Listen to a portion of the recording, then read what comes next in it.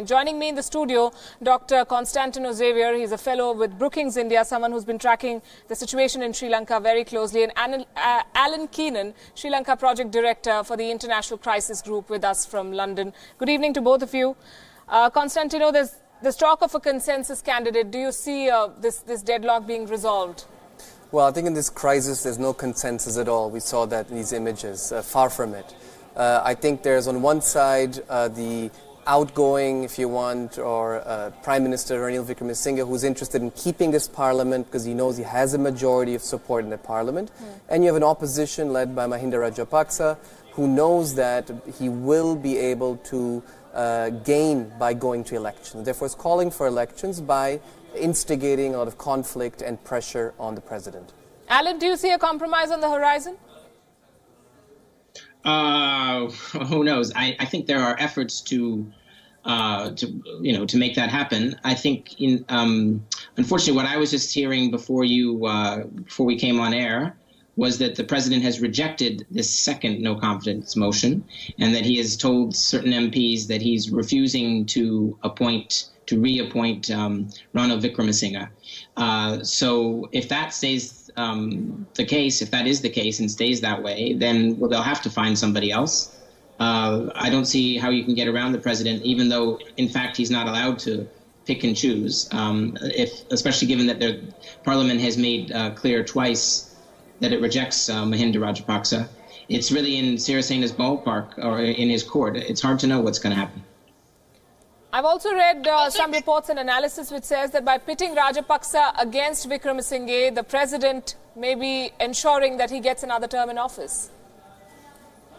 I'd find that hard to believe. I mean, I think Sirisena's credibility with both the political class and the public at large has collapsed. I think his actions over the last few weeks have really destroyed him politically. I'd be very surprised if he can find a way to a second term at this stage. But who knows? Sri Lankan politics is full of surprises.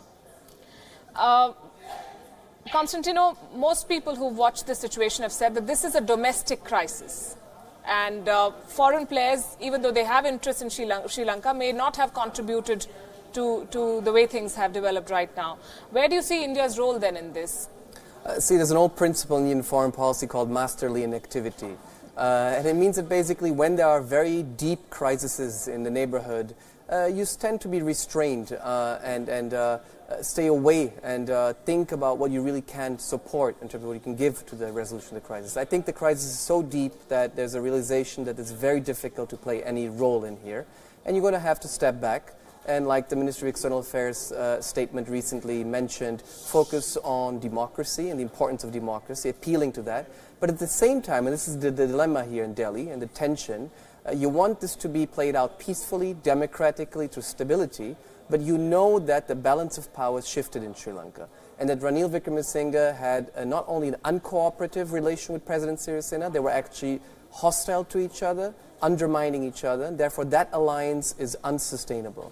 So you realize that in many ways the popular sentiment is favoring Mahinda Rajapaksa, a possible comeback, most probably through elections. The question is how and how soon. Well, the alliance that has just been broken was always a tenuous one, and they weren't always on the best of terms, I understand. But Alan, do you see China then playing a role? They were the first ones to congratulate Rajapaksa a day after he was installed in the Prime Minister's chair. Well, I mean, I think all the major foreign players, China, India, the U.S., the EU to a lesser extent, they're all playing a role. They're all sending messages. No doubt there's lots of behind-the-scenes discussions. I mean, I think the important thing, and I'm sure, China definitely is part of that. I think the important thing for those countries which are committed to democratic principles and want Sri Lanka to remain committed to sort of playing these things out according to democratic and constitutional procedures is to make it clear to those who have and might be tempted again to violate those norms that there will be a price to pay if they continue to do so, whether that's in terms of reduced economic benefits, making it harder to get visas to visit Western countries, or less support from India in various ways that India has supported and been engaged with Sri Lankan politicians and government officials. So I think those messages need to be sent, and I think some of them probably are being sent. But in terms of any direct involvement, I don't think there's a particular role to be played. The protagonists don't seem to be showing any signs of wanting a patch-up or a consensus.